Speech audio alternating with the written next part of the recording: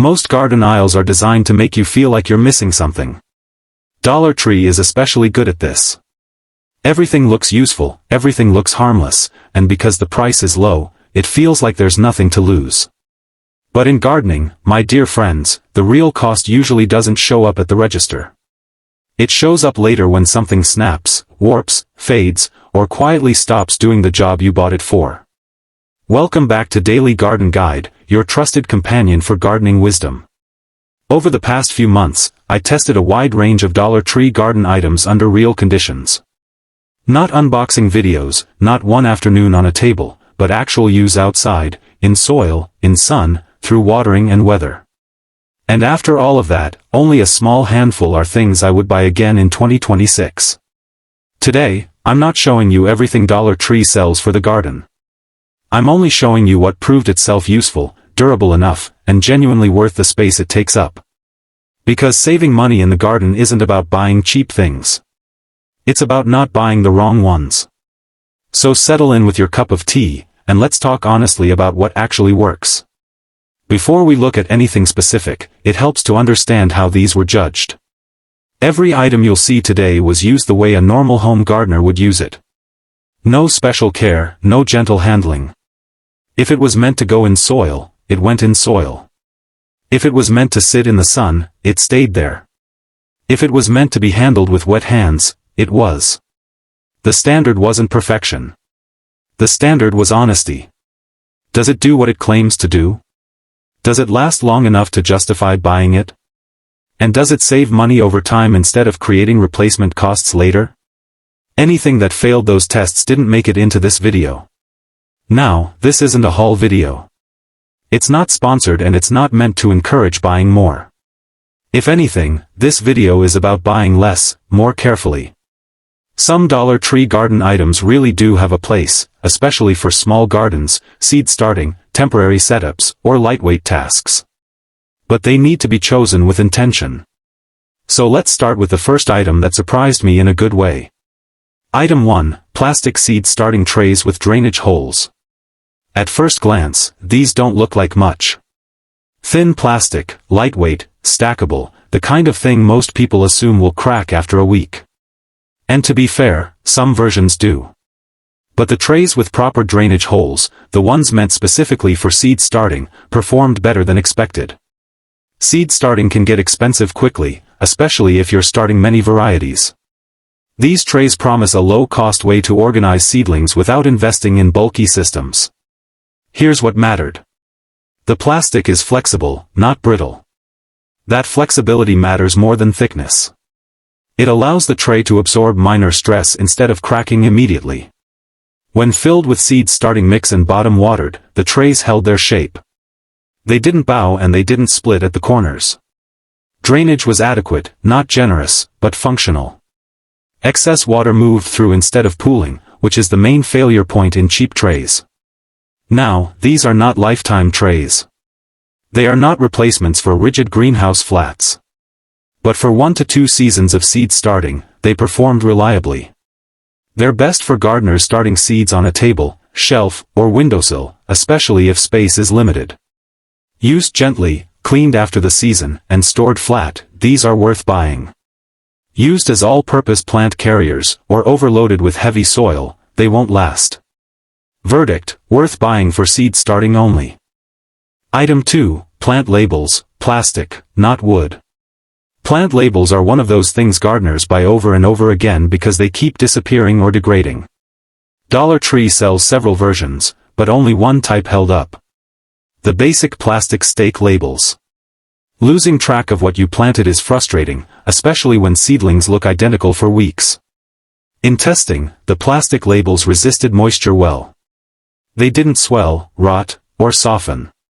Ink stayed visible when written with a garden marker or pencil. Even after watering, the writing didn't wash away. What didn't work were the wooden versions. Those absorbed water, warped, and grew mold within weeks. The plastic labels, on the other hand, did exactly what they're supposed to do.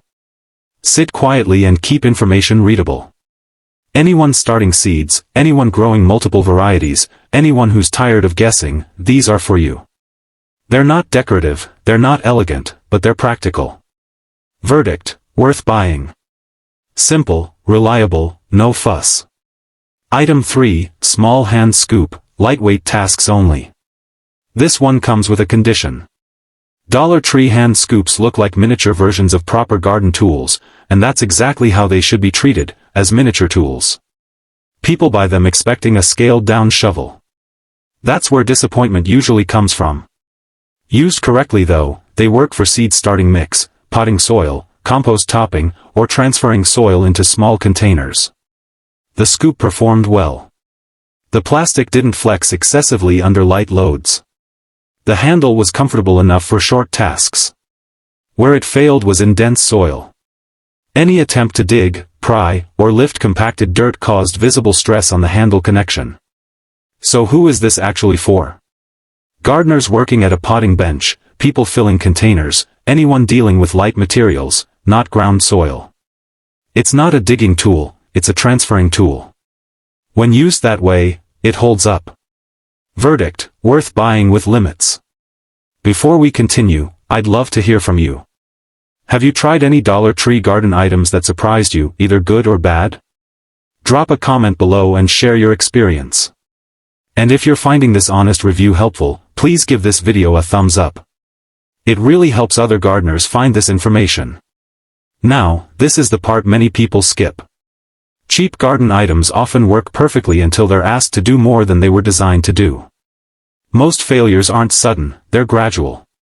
A little flex here, a small crack there, until one day it's unusable. Knowing the limits of a tool is what makes it worth owning. Item 4, twist ties and plant support ties. These are unassuming and that's their strength. Dollar Tree plant ties, especially the soft-coated wire versions, performed consistently. People buy them to support young plants, guide vines, or organize stems. In testing, the coating prevented stem damage, and the wire held its shape without cutting into plants. They resisted sun exposure better than expected. No immediate cracking, no peeling within the season. These aren't meant for heavy structural support. They won't hold up a tomato plant in a storm. But for guiding growth early on, they're effective. Small space gardeners, container growers, anyone training herbs, peppers, or light climbers, these are for you. Verdict: worth buying. Quietly useful. Item 5, spray bottles for gentle tasks. Spray bottles are tricky. Many fail quickly.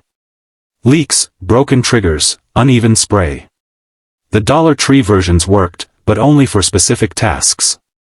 Used for misting seedlings, dampening soil surfaces, or applying gentle foliage sprays, they performed fine. The trigger action remained smooth over repeated use, and the bottles didn't collapse under pressure. What they didn't handle well was thick solutions or frequent refilling. Over time, stress showed at the neck threads. So who should buy these? Gardeners needing a temporary misting solution, anyone starting seeds indoors. Verdict: worth buying for light temporary use. The Dollar Tree items that work tend to be the ones that don't pretend to be something they're not. They're simple, lightweight, limited in scope, and when used exactly for that purpose, they hold up. Where things get complicated is with items that look like full garden solutions but only work under certain conditions. These are the ones that cause the most confusion because they don't fail immediately. They fail slowly, just enough to make you question whether it was user error or product design.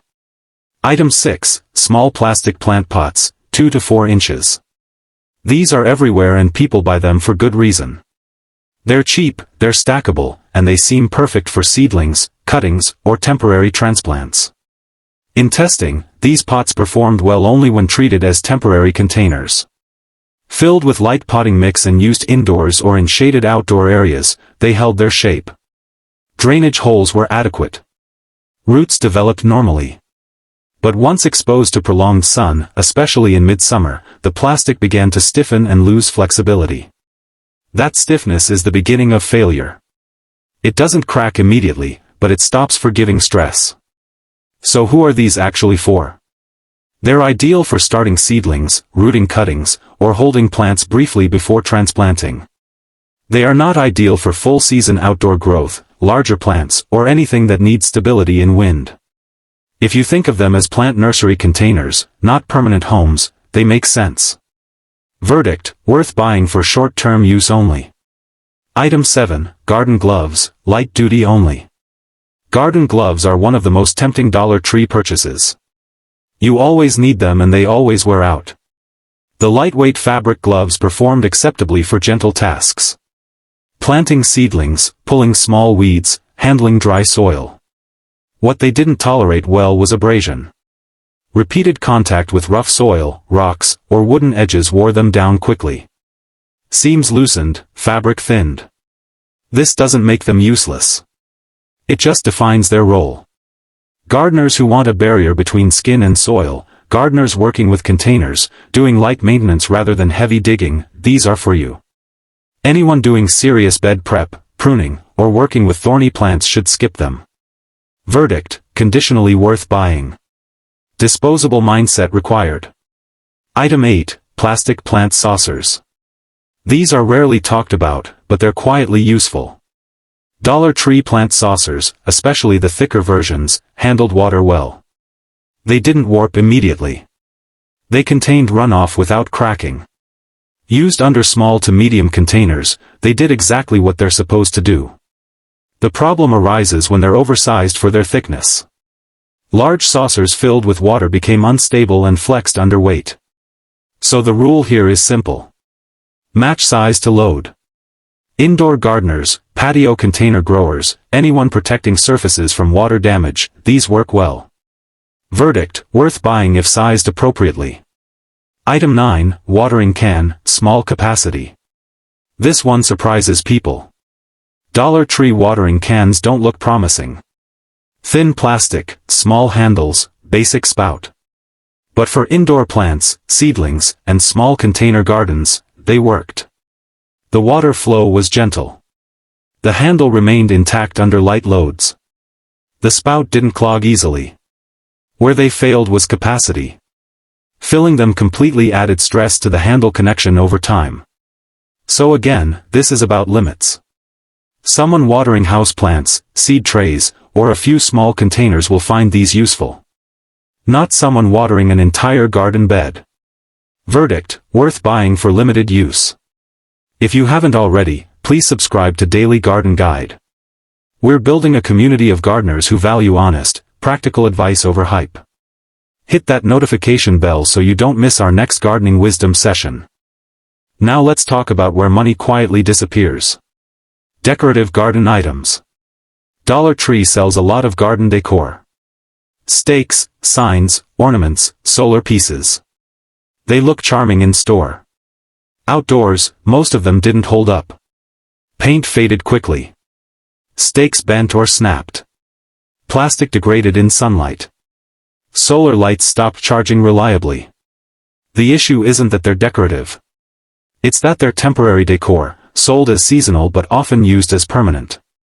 If you enjoy changing decor frequently and understand they're short-lived, they might feel acceptable. But from a value standpoint, they don't earn their place. Verdict: generally skip. Item 10, plant trellises, small lightweight. These are a classic example of misleading scale.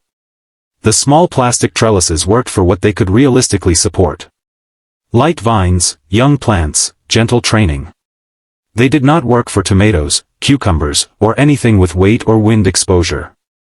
Used in containers sheltered from strong wind, they stayed upright. Used in open ground, they leaned quickly. Container gardeners growing herbs, peas, or decorative vines might find these acceptable. Verdict: worth buying only if expectations are modest. This is an important moment to pause. Items that fail immediately are annoying but clear. You know not to buy them again. Items that almost work are more dangerous. They encourage repeat purchases. They create uncertainty. They make you wonder if next time will be different. That's where money leaks out of a garden budget. Understanding this category helps you make better decisions, not just at Dollar Tree, but everywhere. Item 11, hand pruners, basic model. These are a hard no. Dollar Tree hand pruners struggled almost immediately. Blades dulled quickly. Alignment shifted. Cutting cleanly became difficult. This isn't just about quality. It's about plant health. Poor cuts damage stems and invite disease. Verdict: skip entirely. Item 12, hoses, nozzles, and connectors. Another clear boundary. Water pressure exposes weaknesses quickly. Plastic connectors cracked. Nozzles leaked. Thread stripped. Even if they work briefly, replacement becomes inevitable. Verdict: skip entirely. There's something subtle that happens when tools fail often. You start adjusting your behavior. You avoid certain tasks. You rush. You work around limitations instead of enjoying the process. Gardening should feel steady, not fragile. That's why the items worth buying are the ones you don't think about while using them. They simply do their job. Dollar Tree can work for the garden, but only if you approach it with restraint. Not everything deserves a chance, and not everything that works once deserves a second purchase. What actually saves money in 2026 isn't chasing the lowest price. It's choosing tools and supplies that don't interrupt your rhythm, damage your plants, or need replacing halfway through the season. When a tool or supply understands its role, light duty, temporary use, simple function, it often succeeds even at a low price. When it tries to imitate something more demanding, that's where disappointment sets in. The most expensive gardening habit isn't buying quality tools. It's replacing inadequate ones over and over again. There's also something less obvious at work here. When your tools are unreliable, your confidence erodes. You hesitate. You rush. You avoid certain tasks because you're anticipating frustration. Reliable tools, even simple ones, create calm. They let you focus on the plants instead of the process.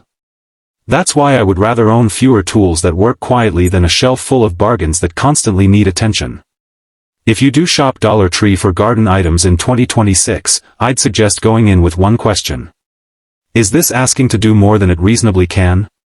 If the answer is yes, leave it behind. If it's simple, lightweight, and honest about its purpose, it might be worth considering. That single filter removes most regrets before they happen. Gardening doesn't reward excess. It rewards consistency. The best gardens aren't built on impulse buys. They're built on steady habits, thoughtful choices, and tools that don't demand attention. Dollar Tree has a small place in that process, but only when you let it stay small. So there you have it, my dear gardening friends. The truth about Dollar Tree garden items in 2026. A handful worth buying for specific purposes, and many more worth leaving on the shelf. I hope this honest review saves you time, money, and frustration this gardening season. If you've tried any of these items yourself, or if there's something you think deserves testing next, please share your experience in the comments below. I read every single one and I love learning from your experiences. If this video helped you make better shopping decisions, please give it a thumbs up and share it with fellow gardeners who value practical, honest advice. Your support helps me continue creating content that truly serves our gardening community. Remember, beautiful gardens are built with wisdom, not just dollars. Choose carefully, garden joyfully, and I'll see you in the next video. Happy gardening!